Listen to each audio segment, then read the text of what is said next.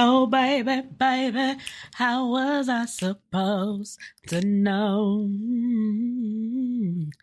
that nigga wasn't right? Yeah, show me, hey, where I need to be. Cause this nigga's got to get the fuck. Look, I don't want our script. Hello, my beautiful people. Excuse me. What are we here for? Jesus, Merc. Okay, my fault. This is part 2 of the Protector series by Miss B Love. So let's hop into it. Merc, he on the verge of retiring. He has some allegiance to the criminal underworld, and he's tired of this shit. He ready to be at home with his son, raising his son. It's done and over with. Now, a little background on Merc. Merc has a son, and his I'm sorry. I just love how certain women try to be politically correct about this. Like, I'm not a baby mama. I'm the mother of his child. So, I'm sorry. I just took myself out.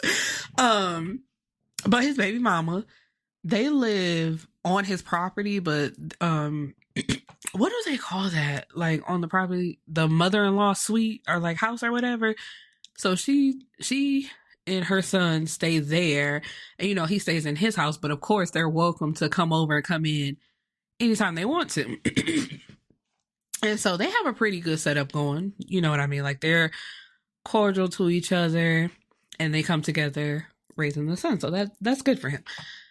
So anyway, so he's taking one last job before he retires, and that's to protect Miss Neo. Now, Miss Neo has her own records. Yeah, it was a record store. Doing her own little thing. And she has a boyfriend who has a daughter.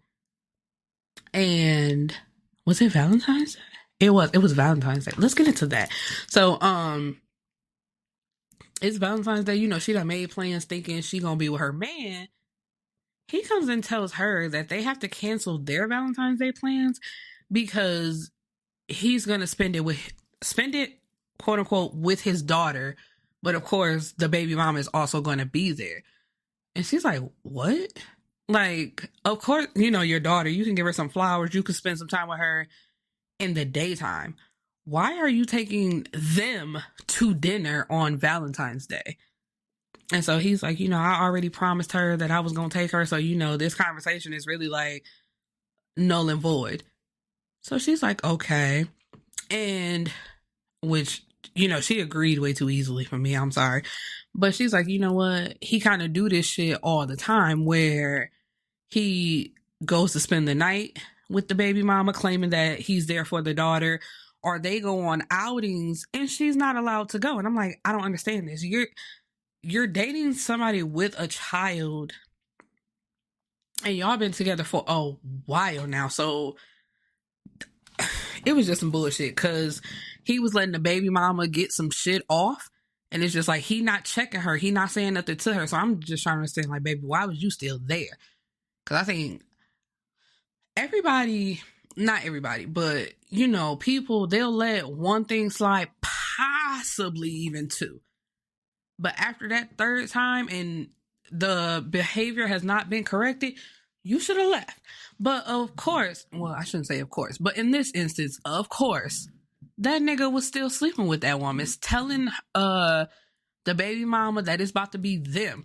That shit for Valentine's Day, yeah, they did something with the daughter, but at the end of the night, it was them two who ended up together. She showing video and showing proof of the flowers, and I want to say it was like a hotel room with flowers sprinkled around, the candles and all that type of shit.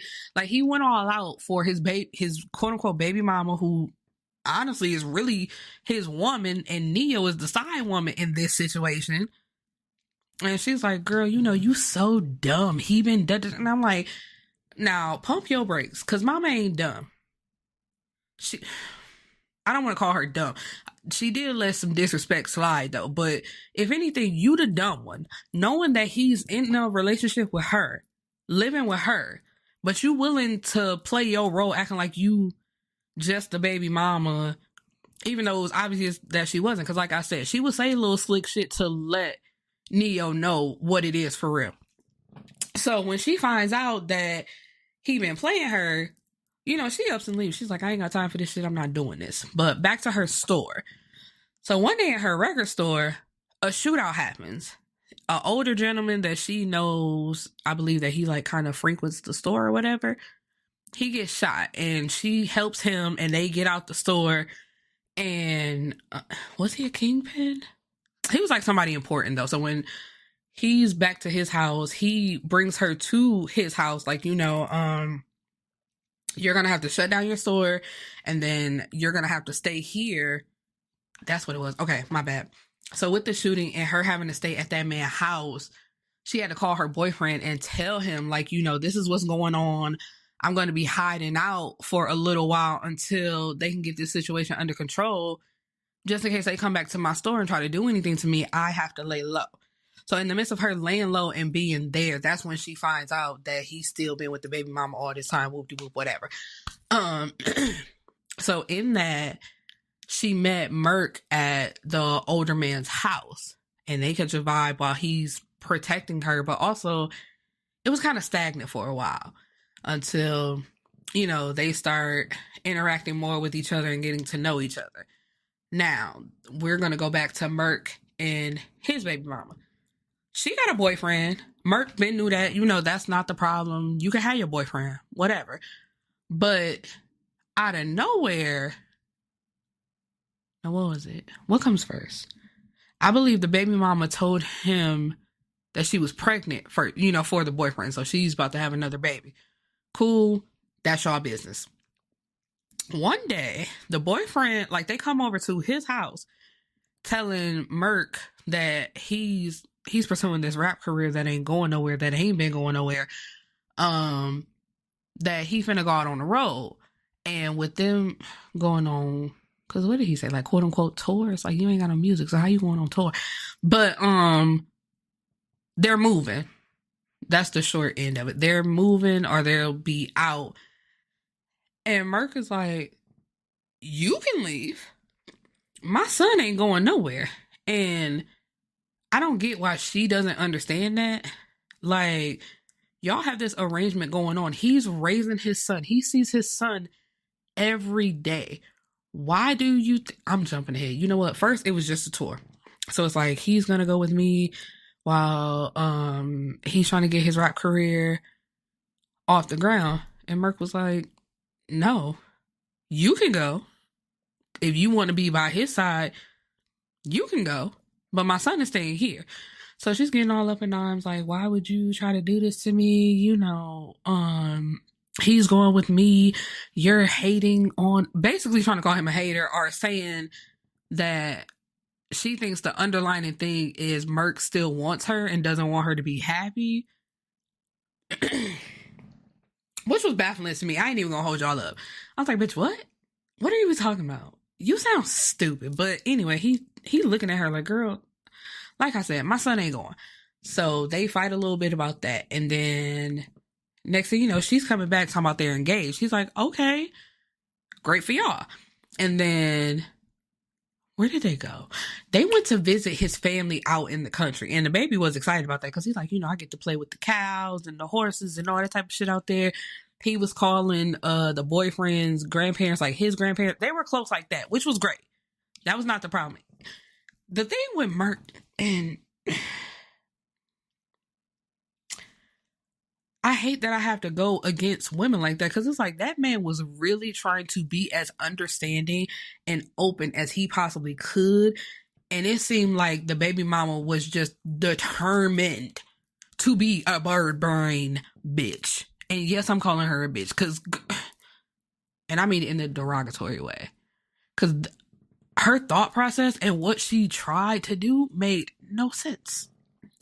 And so I think while they were on that trip, that's when she tries to break it to him that they're going to be moving. Was it to Atlanta? I believe it was to Atlanta to try to get that rap career going, like move permanently. And he's like, no, I'm not doing that shit. Like, girl, you're not taking my son. This little trip was cute. But if you try to take my son, it's going to be problems. And so then, I believe then after that, that's when they was like, we're engaged, whoop-de-whoop, whatever. So he's like, once again, congratulations. I'm so happy for y'all. Then he has a conversation with the boyfriend. The boyfriend tells him he don't want little man to go. He like, he cool. He the little homie. And I said, you calling this little boy a homie? You don't see him as your son, nothing like that. You just like, he cool, but I don't really want him to go. Like, I got my fiance and I'm about to have my baby. So really, it ain't no room for your son. It's basically what he sits in this man's face and tells him. I'd have killed him right then and there. Because don't play with my baby. Don't fucking play with my child. So, they have this whole thing. And then the end of it all is the baby mama ended up breaking up with the boyfriend. Because I'm like, first of all, girl, it don't make no sense. Like I said, she's living in I call it the mother-in-law suite house, whatever. You're living there rent-free. Like, you don't have to work. You ain't got to do nothing. Your life is set up nice. And he told her, even if you wanted to do something else, like, I got your back. You are the one who decides to sit around and do nothing. And then you're going to leave this good-ass situation that you have set up with an amazing baby father to blow it all on a nigga who can't rap, who's close to 40, who ain't doing shit, who's looking to you to provide for him, and you looking to somebody else to provide for you? I said, oh, that's what we doing. Okay, I'm over this. So yeah, excuse me. I didn't miss it at all. Cause Neo, she wasn't even trying to fuck with Merc. Cause it's like, you another nigga with a child? I'm not playing these baby mama games with you motherfuckers. But it wasn't the same as with her ex as it was with Merc.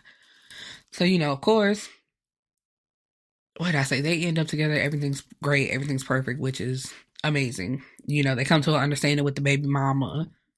And she's like, I'm going to start doing this to take care of myself because she got another baby on the way.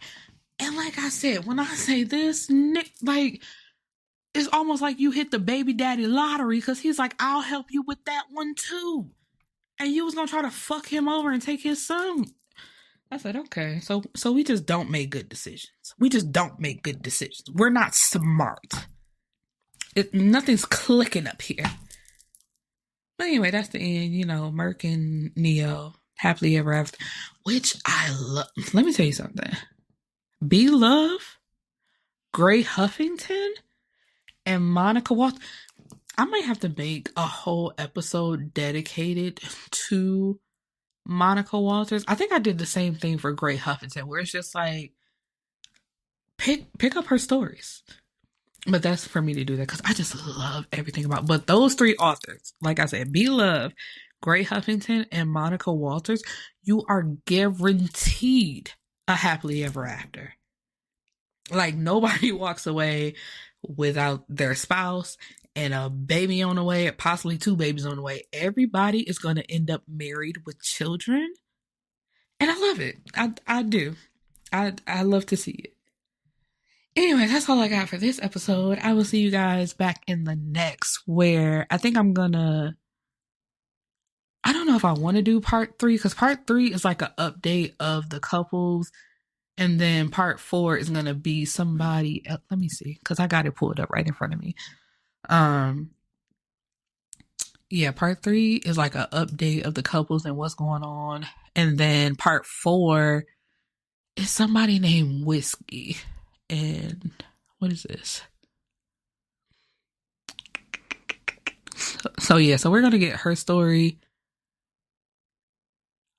It's called The Strongest Whiskey. When is that coming out? June. Oh, it's coming out on Saturday. So June 1st, part 4 will be out. But what was I saying? I think I'm finna go read, because I haven't read part 3 yet. I literally got it sitting on my Kindle, like it's queued up right now.